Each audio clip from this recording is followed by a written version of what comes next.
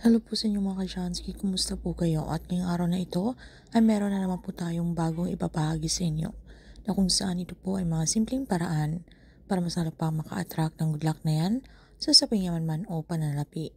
So bago po natin simulan ng anumang ritual, ay nais ko lang po i-promote sa inyo mga ka-Jansky para po sa mga gusto ng mga pampaswerte sa inyong mga negosyo, sa inyong mga trabaho, sa inyong mga career. Kung kayo po ay mahilig maglaro ng anumang uri ng sugal, meron po tayong pampaswerte dyan. Para po sa mga interesado ay mag-PM naman po kayo sa akin. So mga ka-Jansky, meron naman tayong ituturo sa inyo ngayong araw na ito.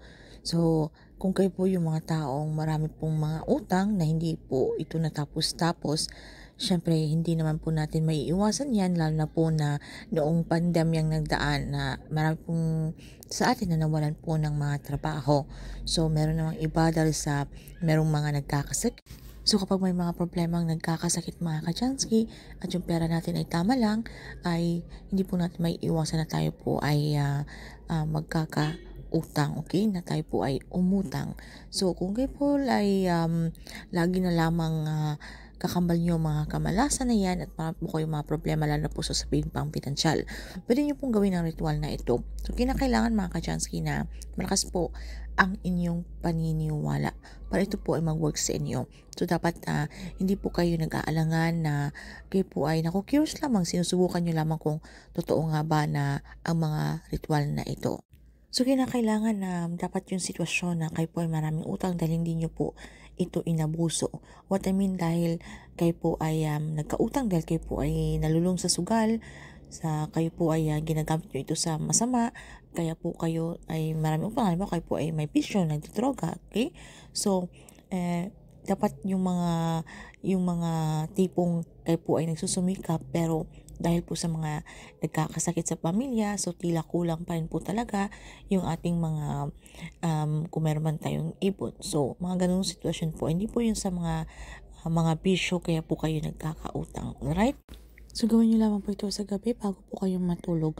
Maghanap po kayo ng parte sa inyong pamamahay na kung saan kayo po ay komportable. Na pwede nyo pong gawin ang ritual na ito na wala pong mga distraction. So make sure na naka-off ang inyong mga telebisyon, ang inyong mga radyo, nakasalin po ang inyong mga phone para po tayo makapag-focus. So ito po ay gamit lamang po yung ating tissue, okay? So dito po sa ating tissue, kahit ano pong brand ng tissue ay pwede nyo pong gamitin mga ka-Jansky at kailangan din na po natin dito ng panulat, okay?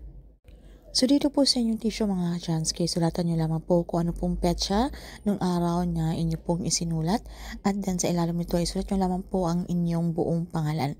Dapat kompleto po, kailangan ito po ay full name. And then sa ibaba nito mga ka-Jansky, isulat nyo po ang inyong lahat ng inyong mga pagkakautang, okay? Ano man yan, halimbawa meron po kayong utang sa pera na halimbawa 30,000, 50,000 na kailangan gusto nyo pong bayaran. So, sulat nyo po lahat yan mga ka-Jansky, okay? And then, pagkatapos ay sa ibaba nito ay lagdaan nyo po ito, okay? Yung signature nyo at sa hulihan nito, sa inyong signature ay kailangan ito po ay pataas, okay? Yung signature nito ay dapat hindi po pababa. So kapag okay na po ay tupiin nyo lamang po ito mga ka-Jansky, tupiin at pagkatapos pumunta po kayo sa inyong mga banyo, okay? Buksan nyo po yung inyong mga inidoro, okay? May takip po yan, buksan po natin. At pagkatapos hawakan nyo po ito mga ka-Jansky at una po ay magdasal po tayo para po mas pa ma-activate ang energy ko naman po yung ating ritual nating ginagawa. So kung kayo po ay Katoliko, isang ama namin, isang sumasampalataya ako. Pero kung hindi naman po kabisado or kung iba po ang inyong relihiyon ay wala pong problema. Pwede nyo pong sambitin yung mga kahit personal na dasal, okay? Basta ang importante tayo po ay sincere, tayo po ay taos puso kapag tayo po ay nakikipag-communicate kay universe. Then, sambitin na po natin yung ating mga intensyon. Okay? Kung ano po yung isinulat nyo doon sa dito sa ating mga tissue, ay sambitin nyo po itong muli. At pagkatapos ay sa pamamagitan ng proseso ito mga ka-Jansky ay mawala na po or mabigyan na po ng solusyon yung ating mga problema sa usaping pang pinansyal, mababayaran nyo na po ang inyong pagkakautang. And then sambitin nyo po ang I claim it, I claim it, I claim it ng 3 beses, okay? I claim it na lahat po ng kayo po ay magiging free, okay? Na lahat ng inyong pagkakautang ay sa lalong madaling panahon na ito po ay mabigyan na po ng solusyon, okay? At pagkatapos nito mga ka-chansky ay ilagay niyo po ito sa inyong mga inidoro at i-flush. I-flush niyo po ito mga ka-chansky. Habang pag ang flush niyo po ito ay kailangan maging palakasin niyo po ang inyong paniniwala na kayo po ay positibo, na magiging free na po tayo sa ating pagkakautang. Tayo po ay mag-deep breath at tapos ilabas po natin, okay?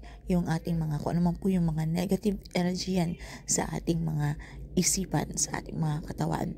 So pagkatapos nyo ma-flush yan mga kachansky, tayo po ay dire-diretsong lumabas sa inyong mga banyo, walang lingon-likod, okay? At isara nyo po yung mga pintuan. Alright? So ito po sa pamamagitan nito, sa proseso nito mga kachansky, ito po ay makakatulong. Okay? Lalo na po na kayo po ay nagtataka na hindi naman po kayo tamad, kayo po ay nagsusumikap sa buhay. Tila pag may pera mang dumarating ay napapalitan ito ng paggastos, meron pong mga nagkakasakit at kayo po ay nababaon sa utang, hindi na po natapos-tapos. Yung feeling niyo po ay tila kayo po ay meron pong mga kakambal na mga kamalasan. So, kailangan wag po tayo maging atat. Ipanatag nyo lamang po ang inyong mga sarili na tayo po ay inaantay kung kailan ba darating yung swerte na yan. So, kung alam nyo po na deserve nyo po ang bagay na yan, dahil kayo naman po ay hindi tamad, kayo naman po ay nagsusumikap sa buhay, okay? Kayo po ay hindi na lamang ng inyong kapwa, kayo po ay matulungin. So, tila kailangan lamang po ng swerte, okay? At kayo po ay sinusundan ng mga kamalasan na yan o marami pong mga negatibong enerhiya na nagiging hadlang sa ating mga gustong makamit or sa ating inaasam. So, kung alam niyo po na deserve niyo yan, ay wag po kayong mabahala at ito po ay ipibigay sa inyo ni universe. So, dapat habang ginagawa po natin ito, ipagpatuloy pa rin po natin yung ating ginagawa. So, dapat gumawa pa rin po tayo ng aksyon, mga pagpaplanong gagawin kung paano pa po tayo mas lalong umangat. Tayo po ay magsikap, magsipag, okay? Dahil tandaan natin na sa atin pa rin po ang may control at tayo pa rin po ang gumagawa ng ating kapalaran. Na sa ating kamay ang tagumpay mga kachansky. So, ika nga nila, nasa Diyos ang awa, nasa tao ang gawa. At sa pamamagitan po ng mga pampaswerte ng ritual na ito po ay makakatulong para mas pang lumapit ang swerte na yan. So, yan naman po mga kachansky. Maraming salamat sa inyo ng pagsuporta dito sa ating channel. I need to say bye now. Keep safe everyone. So kung ngayon po ay mayroong mga katanungan o hindi man masyadong klaro sa topic na to, ay pag-comment na lamang po sa ibaba.